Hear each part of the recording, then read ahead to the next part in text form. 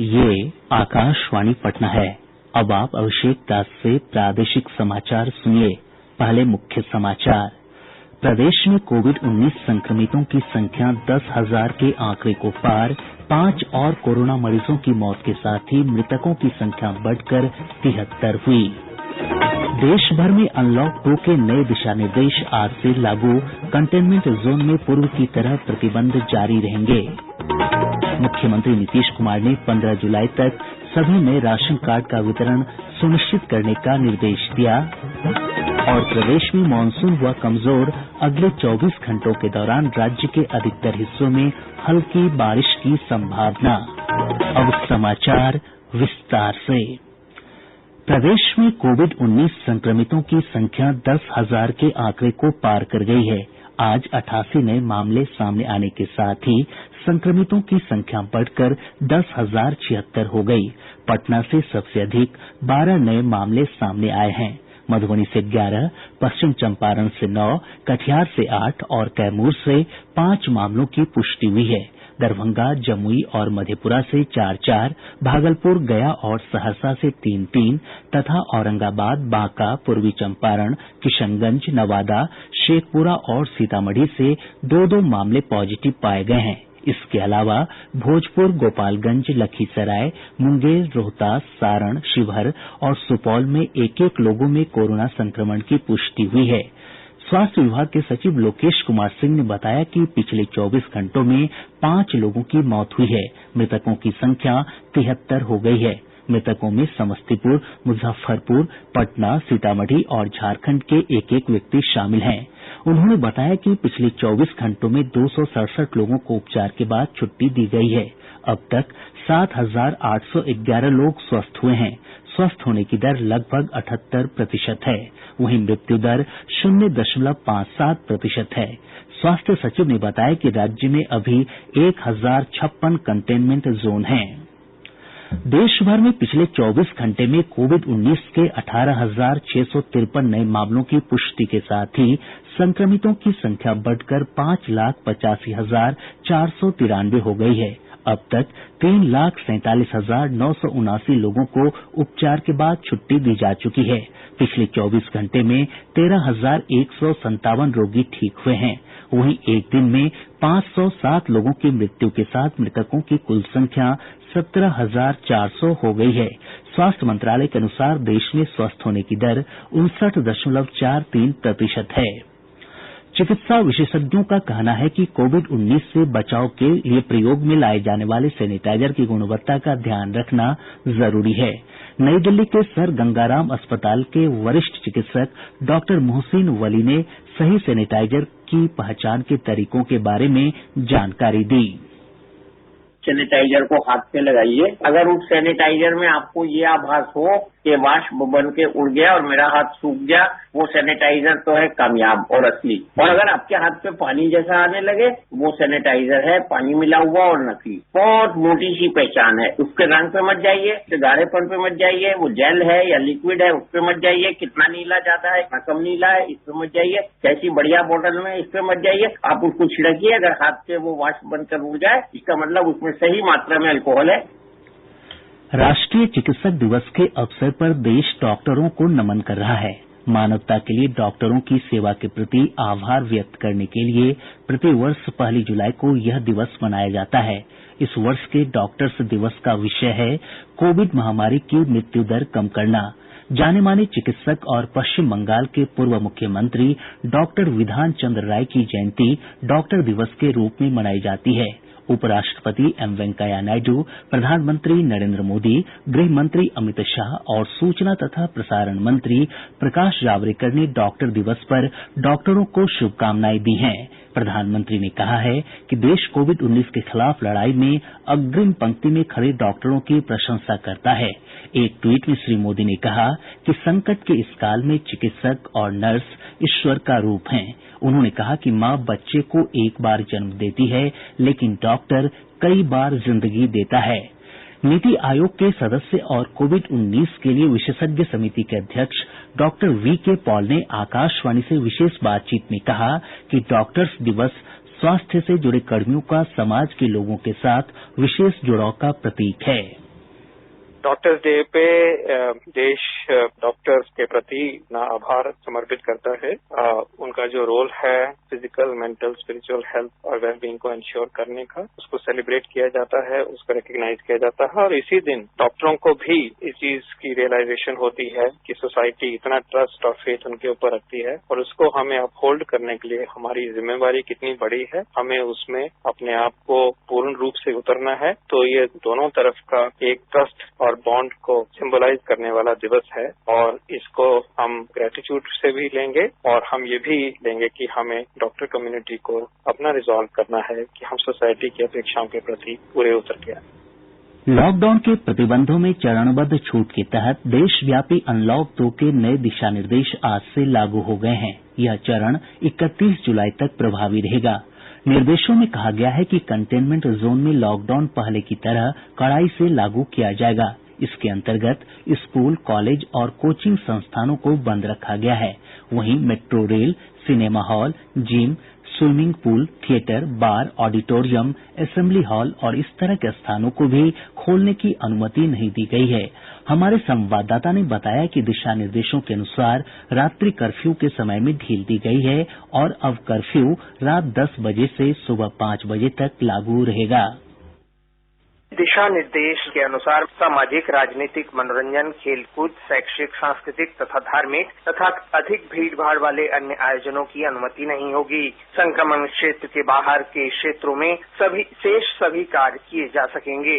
विद्यालयों, महाविद्यालयों और कोचिंग संस्थानों को जुलाई महीने में भी बंद रखने का निर्णय लिया गया है। घरेलू विमान सेवा और यात्री रेलगाड़ियों की सीमित संचालन की अनुमति पहले से है, जिसे धीरे धीरे बढ़ाया जाएगा। वंदे भारत मिशन के अंतर्गत सीमित अंतर्राष्ट्रीय विमान सेवा उपलब्ध होगी। संक्रमित क्षेत्र की निगरानी का काम राज्य सरकार का होगा। केंद्रीय स्वास्थ्य मंत्रालय इस बात पर नजर रखेगा कि ऐसे क्षेत्रों में दिशा निर्देशों का पूरी तरह पालन हो रहा है या नहीं। इसके अलावा कोविड-19 के प्रबंधन के संबंध में जारी किए गए दिशा निर्देश का अनुपालन जारी रहेगा ताकि सामाजिक दूरी सुनिश्चित हो सके। अनुपम मिश्र, आकाशवाणी समाचार, दिल्ली।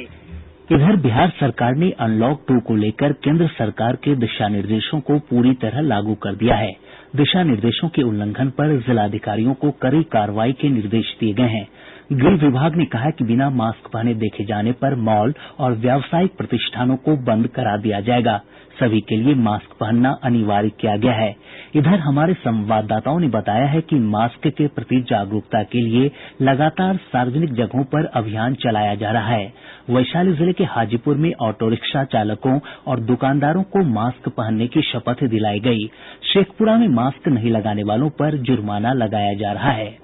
प्रादेशिक समाचार आप आकाशवाणी पटना से सुन रहे हैं।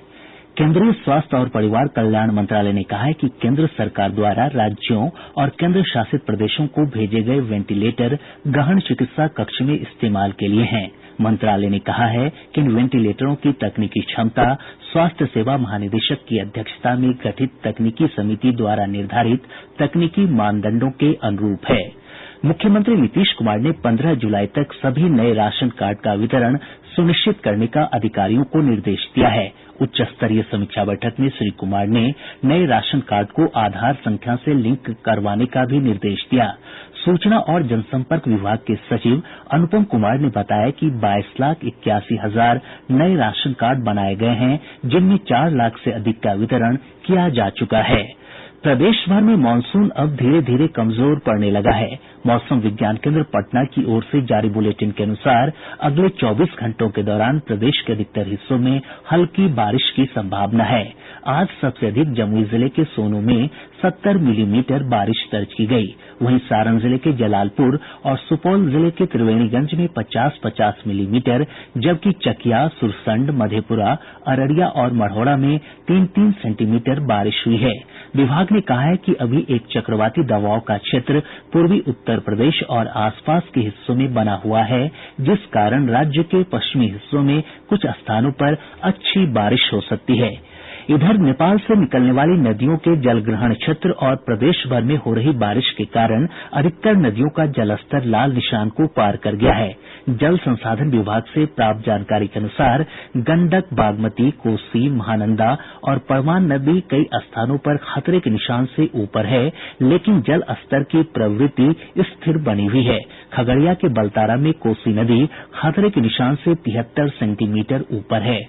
महानंदा नदी ढेंगरा घाट में 46 सेंटीमीटर, जबकि झावा में लाल निशान से 28 सेंटीमीटर ऊपर चली गई है। वहीं परमान नदी का जलस्तर अररिया में खतरे के निशान से 92 सेंटीमीटर ऊपर है। बागमती नदी का जलस्तर रून्नीसैदपुर में खतरे के निशान से लगभग 1 मीटर ऊपर बना हुआ है।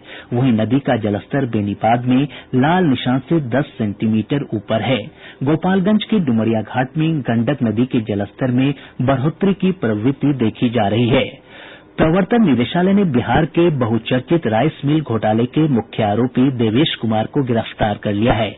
निदेशालय के पटना स्थित कार्यालय में पूछताछ के दौरान सहयोग नहीं करने के बाद ये गिरफ्तारी हुई है।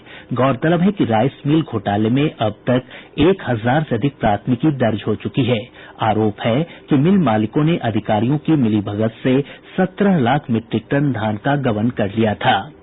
केंद्रीय कृषि और किसान कल्याण मंत्री नरेंद्र सिंह तोमर ने कहा है कि बेहतर फसल प्रबंधन के उपाय करके कृषि उत्पाद में बढ़ोतरी की जा सकती है।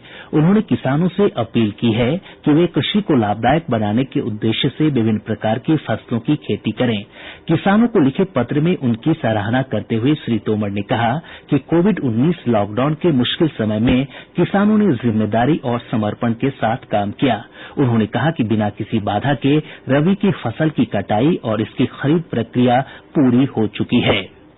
आत्मनिर्भर भारत अभियान को गति देने के लिए सूक्ष्म, लघु और मध्यम उद्यमों के लिए नए पंजीकरण की प्रक्रिया उद्यम नाम से शुरू हो गई है। यह प्रक्रिया पूरी तरह ऑनलाइन, कागज रहित और स्वघोषणा पर आधारित है। पंजीकरण के लिए कोई दस्तावेज या प्रमाण पत्र अपलोड करने की आवश्यकता नहीं है। पंजीकरण के लिए केवल आधार नंबर आवश्यक होगा। इच्छुक लोग udyam-registration.gov.in पर जाकर निःशुल्क रजिस्ट्रेशन करवा सकते हैं। पंजीकरण प्रक्रिया पूरी होने के बाद उद्यम पंजीकरण प्रमाण पत्र जारी किया जाएगा और इसके नवीनीकरण की कोई आवश्यकता नहीं होगी। बिहार विद्यालय परीक्षा समिति ने शैक्षणिक सत्र 2020-22 के लिए इंटरमीडिएट में नामांकन की नई तिथि की घोषणा की है। अब नामांकन प्रक्रिया 8 जुलाई से शुरू होगी और 17 जुलाई तक चलेगी। प्रदेश के सभी डाकघरों में कॉमन सर्विस सेंटर खोले जाएंगे। डिजिटल इंडिया अभियान के तहत ई सर्विस को सुदूर क्षेत्रों तक पहुंचाने के लिए पायलट प्रोजेक्ट के तहत 10 डाकघरों से इसकी शुरुआत की गई है। बिहार झारखंड सर्किल के chief post master general Anil Kumar ने बताया कि कॉमन सर्विस सेंटर पर बैंकिंग, बीमा, रोजगार संबंधी सेवाएं, शिक्षा सेवाएं, मतदाता पंजीकरण और जन वितरण प्रणाली समेत केंद्र और राज्य सरकार की विभिन्न योजनाओं से जुड़ी सुविधाएं उपलब्ध होंगी। औरंगाबाद जिले के अलग अलग थाना क्षेत्रों में हुई सड़क दुर्घटनाओं में 7 लोगों की मौत हो गई, जबकि 5 अन्य गंभीर रूप से घायल हो गए। अररिया जिले के बौंसी और पलासी थाना क्षेत्र में डूबने की अलग अलग घटनाओं में 2 बच्चों की मौत हो गई। शेखपुरा जिले के नगर थाना क्षेत्र अंतर्गत जमालपुर मोहल्ले में बाल विवाह के एक मामले में मौलवी सहित 5 लोगों के खिलाफ प्राथमिकी दर्ज कराई गई है। और अब अंत में मुख्य समाचार एक बार फिर। प्रदेश में कोविड-19 संक्रमितों की संख्या 10,000 के आंकड़े को पार, 5 और कोरोना मरीजों की मौत के साथ ही मृतकों की संख्या बढ़कर 73 हुई। देश भर में अनलॉक 2 के नए दिशा निर्देश आज से लागू। कंटेनमेंट जोन में पूर्व की तरह प्रतिबंध जारी रहेंगे। मुख्यमंत्री नीतीश कुमार ने 15 जुलाई तक सभी नए राशन कार्ड का वितरण सुनिश्चित करने का निर्देश दिया। और प्रदेश में मानसून हुआ कमजोर, अगले 24 घंटों के दौरान राज्य के अधिकतर हिस्सों में हल्की बारिश की संभावना। इसके साथ ही आकाशवाणी पटना से प्रसारित प्रादेशिक समाचार का ये अंक समाप्त हुआ। घर में रहिए, सुरक्षित रहिए और सुनते रहिए आकाशवाणी।